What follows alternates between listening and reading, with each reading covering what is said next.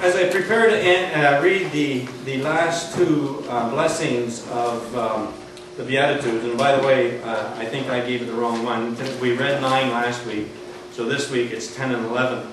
I couldn't help but think a minute ago we should have had in our announcements a little bit about what's happening this summer as I think ahead of June.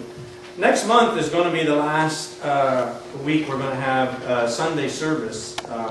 Again, as I said last week, the Beatitudes go against almost everything we're used to hearing. And so today Jesus starts out with the words, "Blessed are those who are persecuted for righteousness' sake, for theirs is the kingdom of heaven." And 11, "Blessed are you when men revile you and persecute you and utter all kinds of evil against you falsely on my account. Rejoice and be glad, for your reward is great in heaven, for so men persecuted the prophets who were before you." And then combining with that, and all part of the same sermon that he was giving, he goes on to say, "You have heard that it was said, 'You shall love your neighbor and hate your enemy.' But I say to you, love your enemy and pray for those who persecute you, so that you may be sons and daughters of your Father who is in heaven. For he makes his sun rise on evil and good, and sends rain on the just and the unjust. For if you love those who love you, what reward have you? Do not even the tax collectors do the same? And if you salute only your brethren, what more are you doing than others? Do not even the Gentiles do the same? You therefore must be perfect, as your Father in heaven is perfect."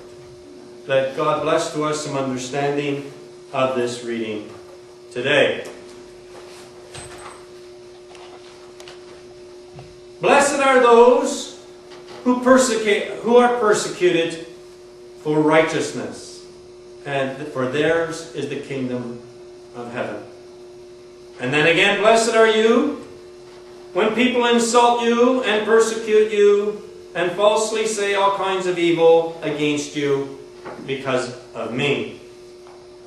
In this pronouncement, it is made clear to the reader that what is going to be important in the life of those who choose Christ over wealth, over power, over fame, is that you will be under constant assault by the status quo in life.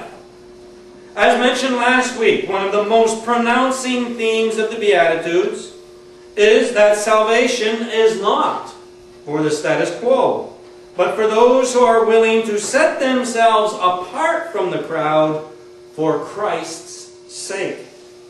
Or as Christ stated, to be in this world but not of this world.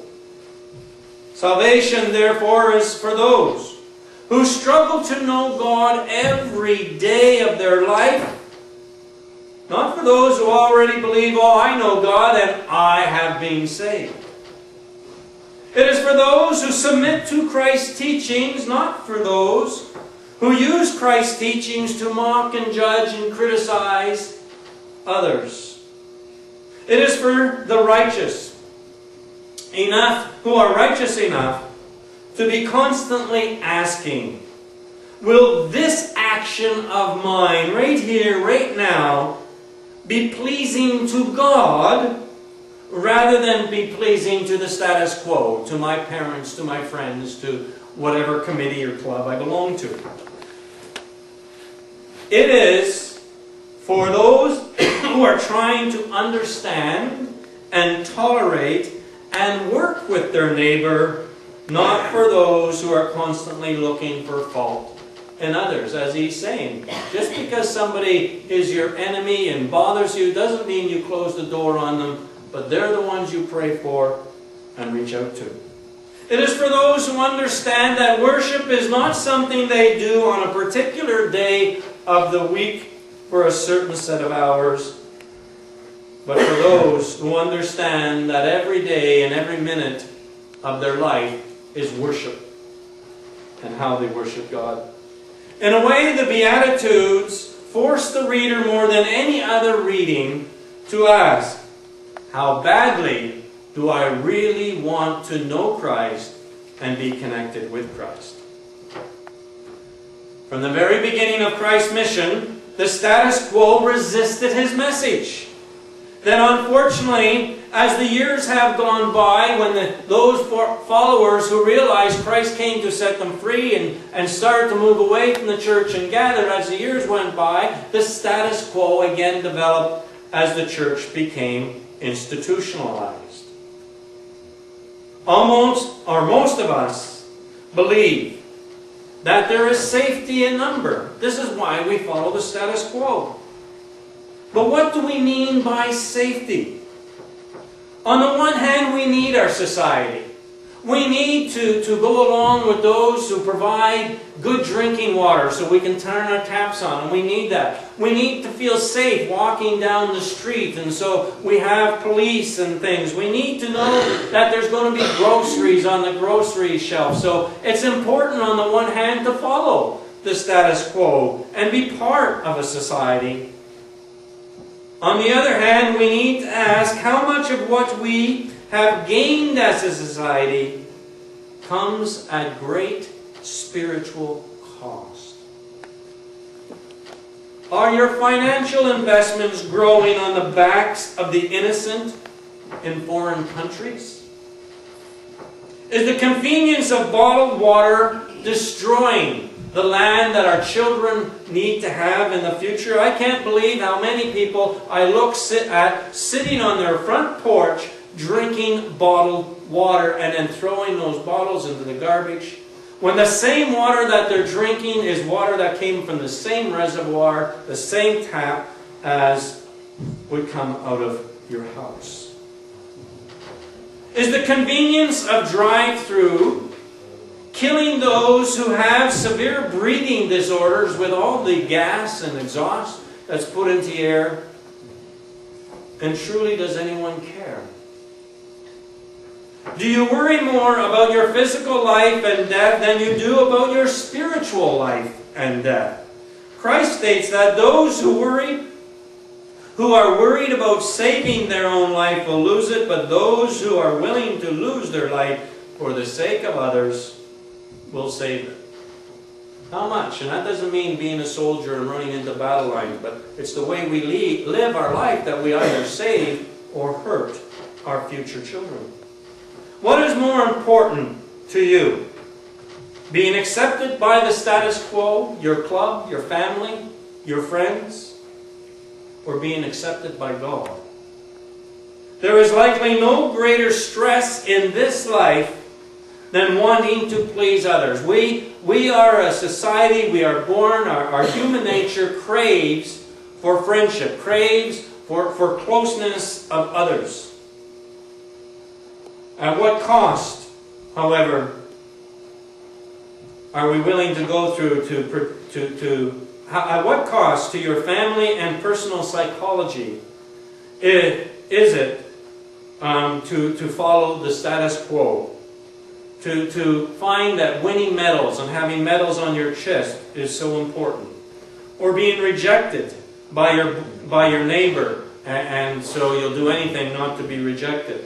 Again, we hear just recently, this past week or the week before in the news, how one of Canada's great bicycle racers is now under suspicion of using drug enhancement drugs in order to win his race.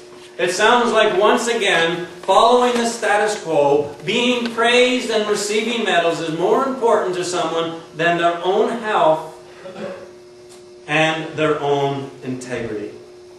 How far will we go to be worshipped by our friends? There is a tremendous amount of data stating that the business of casinos is harmful to society.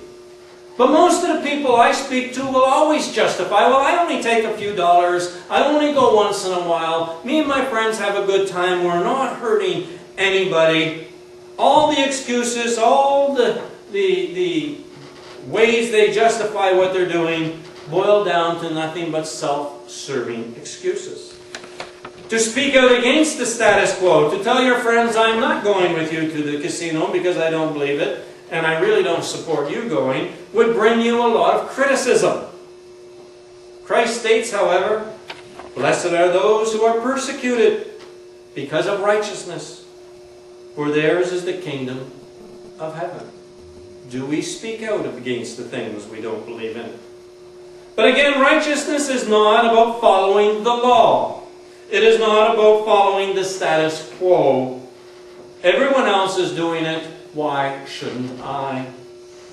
Righteousness is about following your conscience and following your heart, regardless of what others may think. This is why it can be said that righteousness is to be in constant prayer. To be righteous is to be in constant prayer. It is to be constantly asking God, is this what you would have me do in this situation? Or is this simply convenient for me? Is this what you would have me do? Or is this what society says, that's all right, go for it? The truth is that the right decision in the eye of Jesus Christ is often going to cost you your job, or a long-lasting relationship, or the enjoyment of family. What Christ promises to those who put God's love above all else, however, is that they are assured an eternal place of bliss at the end of this life. And I do believe that Christ's teachings would give us more bliss and more joy in this life if we truly had the courage to follow our hearts. So in keeping with this concept of following the status quo, Christ states, you have heard it said, love your neighbor and hate your enemy, but I tell you, love your enemies and pray for those who persecute you.